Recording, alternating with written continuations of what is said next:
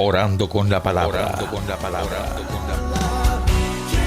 Espíritu Santo, te damos gracias siempre por tu amor, por tu presencia en nuestra vida. La palabra de hoy está tomada de Mateo, capítulo 9, versículo 9 al 3. Está ubicada en un bloque muy extenso que comienza con el capítulo 8, capítulo 9 y va a terminar en el versículo en el 9:38. ¿Y por qué digo que es un bloque bien extenso? Porque ese bloque corresponde a los milagros de Jesús en el Evangelio de San Mateo. Un bloque de 10 milagros. Y dentro de esos 10 milagros está metido la vocación de Mateo. Es decir, tiene mucho que decirnos el contexto de los milagros con la vocación de Mateo. Sí, mucho. Porque realmente el gran milagro, el primer gran milagro que sucede y que acontece en el hombre es escuchar el llamado de Dios para seguirlo. Es escuchar el llamado de Jesús para hacernos discípulos y luego para hacernos apóstoles. Pero este hombre que está aquí, Mateo, es una persona que está sentada en la oficina de impuestos. Está sentado ahí. Por lo tanto, ya Mateo ha escuchado de las acciones de Jesús, de lo que Jesús realiza, por ejemplo, con el paralítico, con los endemoniados, con la tempestad calmada, con la suegra de Pedro, con el oficial romano, el criado del oficial romano, con el leproso. Mateo ha escuchado que Jesús es Señor de la vida, que Jesús comunica el poder de Dios venciendo la enfermedad, venciendo la misma muerte. Y también ha escuchado que Jesús tiene la palabra, que es la palabra viva de Dios a través del Sermón de la Montaña, según el Evangelio de Mateo, capítulo 5, versículo 1 al 8. Capítulo 8.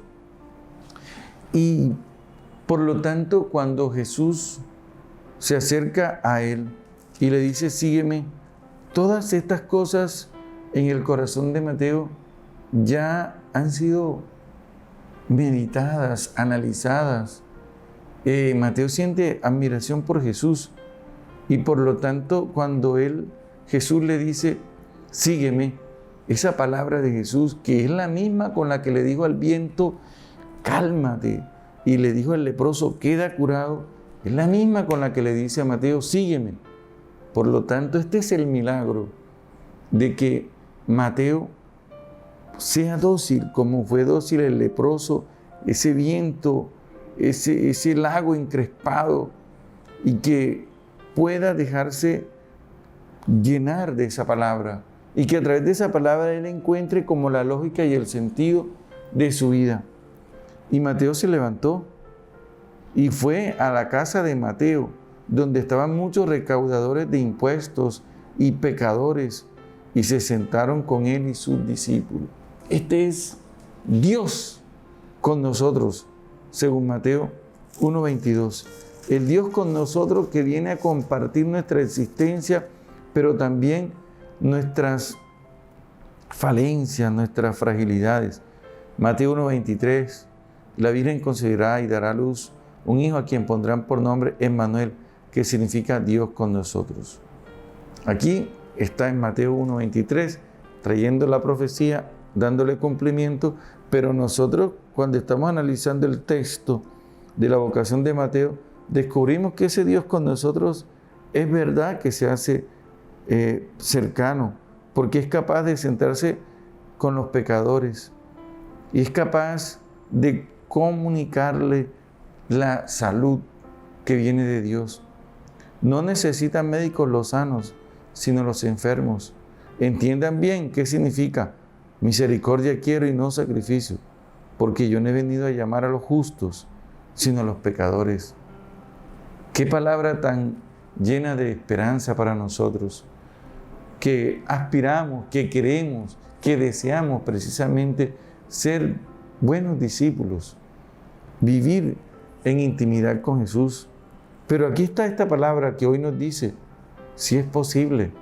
Esto que sucedió con Mateo y con todos los recaudadores de impuestos que experimentaron esa sanación del pecado, también puede suceder en ustedes, en mí y en ti.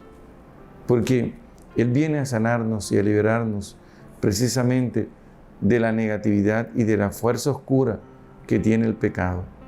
Señor Jesús, gracias por hacerte cercano con nosotros. Orando Amén. con la palabra. Orando con la palabra.